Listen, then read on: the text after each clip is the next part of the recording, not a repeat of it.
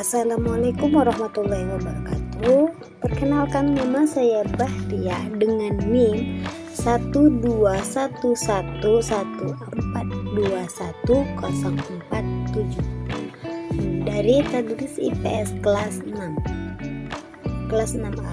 Baik, saya di sini akan memenuhi tugas saya dari Ibu Sukma Erni MPD dengan mata kuliah Studi Masyarakat Indonesia.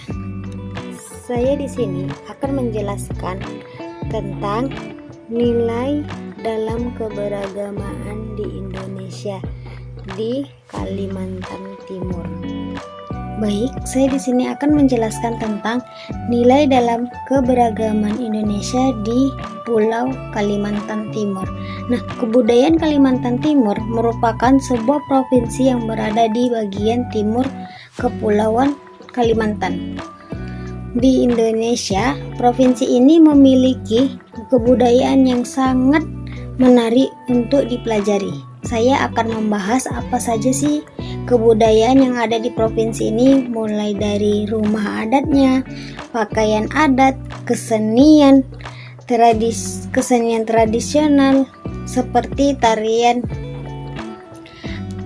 tariannya, alat musik dan senjata tradisional, dan informasi-informasi yang menarik lainnya.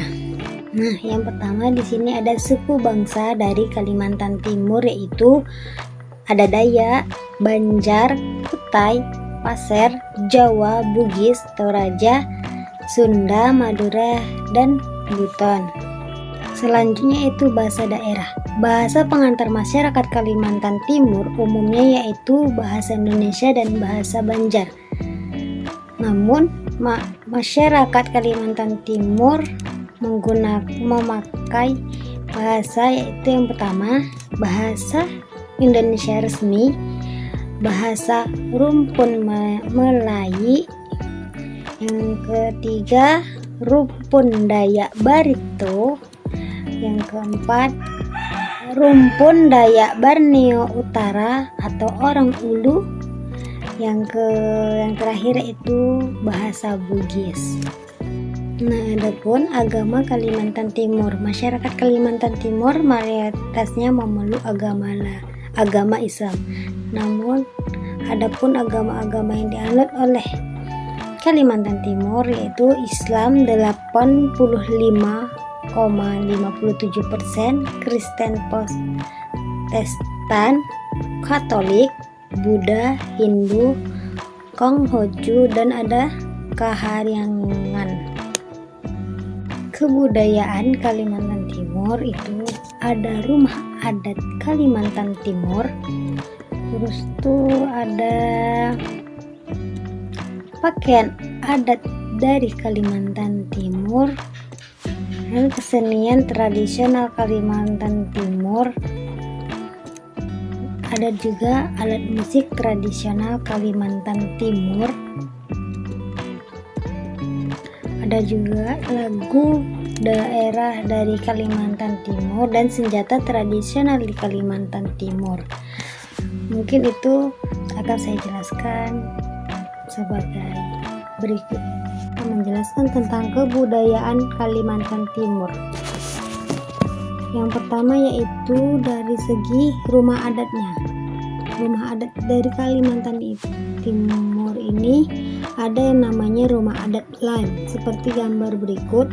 Rumah ini mempunyai nilai-nilai filosofis tersendiri, seperti adanya ukiran khas pada bagian dinding pagar, tangga, dan bagian rumah lainnya yang mempunyai nilai filosofis tuah sebagai penolak bala atau musibah.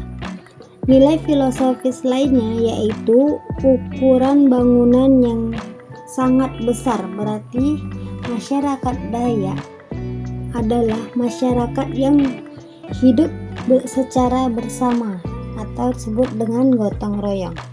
Rumah lamin berupa rumah panggung. Lantai rumah lamin berada di atas tiang penyangga yang berbentuk tabung dengan jumlah yang banyak dan terbesar di bagian bawah bangunan. Ukuran rumah ini sangat-sangat dikatakan besar, bisa menampung sejumlah orang sehingga 100 orang. Rumah Lamin terbuat dari kayu ulin yang sangat kuat dan tahan lapuk.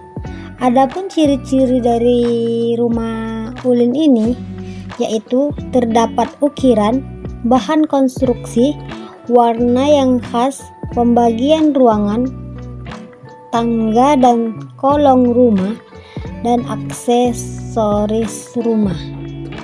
Dua yaitu baju adatnya. Adapun baju adat dari Kalimantan Timur ini berupa baju adat miskat. Seperti gambar berikut, baju adat miskat adalah pakaian tradisional Kalimantan Timur yang dulunya menjadi pakaian resmi Sultan Banjar. Model baju miskat tampak seperti baju Cina zaman dahulu. Baju miskat untuk kaum pria berupa baju lengan panjang dengan kancing yang miring ke bagian kanan. Bawahnya menggunakan celana panjang dan bagian kepalanya menggunakan kupiah. Sementara bagi kaum wanita, atasannya sama menggunakan baju lengan panjang namun desain kancing yang miring ke kiri. Bawahannya menggunakan rok kurung panjang. Saat ini, baju adat Kalimantan Timur ini bahkan menjadi pakaian wajib bagi para PNS. Modelnya yang simpel dan semi casual, cocok dikenakan untuk di kantoran dan acara-acara formal.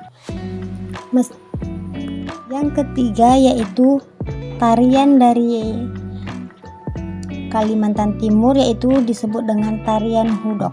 Bisa dilihat gambar yang saya tunjukkan. Tarian hudok merupakan salah satu tarian tradisional suku Dayak Mondang yang memiliki nilai estetis dan kental dengan nuansa mistis. Dilansiri dari Laman Kemdikbud, tarian ini bersifat sakral dan erat dengan ritual untuk tetap menjaga jalinan hubungan antara Haleng Hubuang dan Selosen. Para penari hudok akan menggunakan topeng kayu dan tubuhnya akan ditutupi dengan daun pisang, daun kelapa, atau daun pinang. Tarian hudok terkait dengan permohonan seperti hasil panen yang maksimal, peningkatan kesejahteraan, suasana damai, sentram, dan humoris antara manusia dengan alam. Khususnya bagi para petani, tari hudok dinamakan dengan dimaksud untuk memperoleh kekuatan dalam mengatasi gangguan hama perusak tanaman dan mengharapkan kesuburan dengan hasil panen yang melimpah. Pun alat musik tradisional dari Kalimantan Timur yaitu sapek. Seperti gambar yang saya tunjukkan ini, sapek adalah alat musik yang sangat populer di kalangan suku Dayak. Sapek merupakan alat musik yang diwariskan secara turun-temurun sampai saat ini. Di kalangan masyarakat Dayak, alat musik sapek memiliki berbagai sebutan, yaitu sampe, sape, sampai, dan kecapi. Sampe sendiri memiliki arti memetik dengan jari. Sapek terbuat dari berbagai jenis kayu dan memiliki 3 senar, 4 senar, atau 6 senar.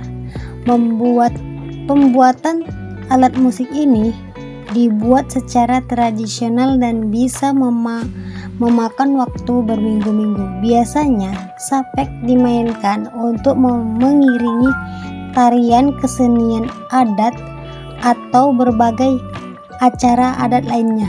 Alat musik ini juga sering dimainkan saat pesta adat dan syukuran atas hasil panen padi. Sapek bisa dimainkan sendiri, 2 orang ataupun 3 orang. Nah, adapun senjata tradisional dari Kalimantan Timur yaitu mandau. Mandau merupakan sejenis pedang pendek khas dari suku Dayak di Kalimantan Timur. Senjata ini menjadi simbol keberanian dan kekuatan suku Dayak. Bilah mandau berbentuk lebar dan melengkung yang terbuat dari besi atau baja. Umumnya bilah mandau sering dilengkapi oleh ukuran indah yang mencerminkan suku Dayak. Keunikan lain dari mandau adalah hulu atau penghias di atas handle yang sering kali terbuat dari tanduk rusa atau kepala burung elang emas. Tidak hanya sebagai dekorasi semata, hulu juga memberikan keseimbangan saat menggunakan senjata ini dalam pertempuran. Mandau menjadi bagian penting dalam upacara adat suku Dayak. Pada acara-acara tersebut seperti gawai kenyalang atau festival kepala burung elang, mandau dipamerkan sebagai simbol kebesaran dan kemampuan seorang pahlawan suku. Oleh sebab itu, mandau bukan hanya sebagai senjata melainkan juga simbol kehormatan dan keberanian dalam budaya Dayak. Cukup sekian dari saya penjelasan tentang Kalimantan Timur. Kurang lebihnya saya mohon maaf. Saya akhiri. Wassalamualaikum warahmatullahi wabarakatuh.